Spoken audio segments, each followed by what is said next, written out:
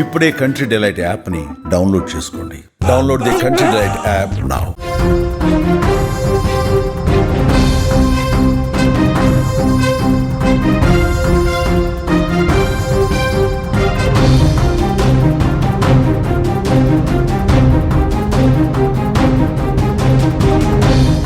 బంగ్లాదేశ్లో అమానుష ఘటన చోటు చేసుకుంది. 21 ఏళ్ల హిందూ యువతిపై అత్యాచారం. బాధితురాలి వీడియోను సోషల్ మీడియాలో షేర్ చేశారు. ప్రధాన నిందితుడు బీఎన్పీ నాయకుడు ఫరోజ్ అలీ. మొత్తం 5గురిని అరెస్టు చేసినట్లుగా ఇప్పటివరకున్న సమాచారాన్ని బట్టి తెలుస్తోంది.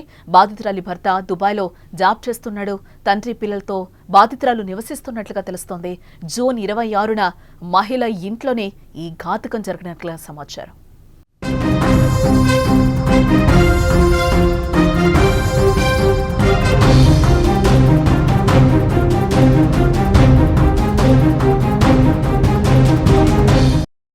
బంగ్లాదేశ్లో హిందూ మహిళపై అత్యాచారం, దానిని వీడియో తీసి షేర్ చేయడం ఇప్పుడు దేశవ్యాప్తంగా కలకలం రేపుతోంది.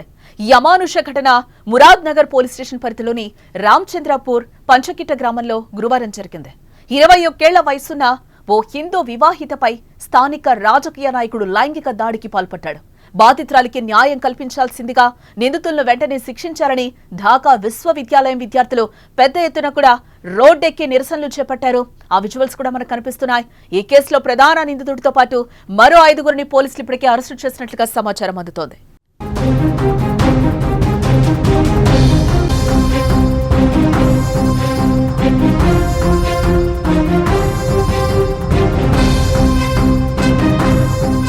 రామచంద్రపూర్ పంచకిట్ట గ్రామంలో బంగ్లాదేశ్ నేషనలిస్ట్ పార్టీ నేత ఫజోర్ అలీతో పాటు మరో 4 దుండగులు జూన్ 26న రాత్రి 10 గంటల సమయంలో బాధిత మహిళ ఇంట్లోకి బలవంతంగా చొరబడినట్లుగా తెలుస్తోంది.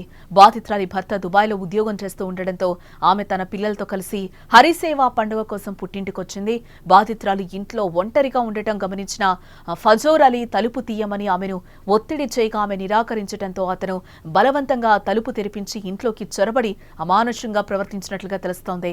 ఆమెపై అత్యాచార ప్రయత్నం చేస్తుండగా అక్కడే ఉన్న 3 వీడియో తీసి సోషల్ మీడియాలో షేర్ చేసినట్లుగా సమాచారం. ఆ వీడియో క్షణాల్లోనే వైరల్ అయిపోయింది. బాధితురాలు గట్టిగా కేకలు వేయడంతో స్థానికులు వెంటనే అక్కడికి చేరుకుని ఫిరోజ్ అలీని పట్టుకున్నారు. స్థానికులు అతన్ని కొట్టారు. దీంతో వారి నుంచి అలీ తప్పించుకుని పారిపోయినట్లుగా సమాచారం.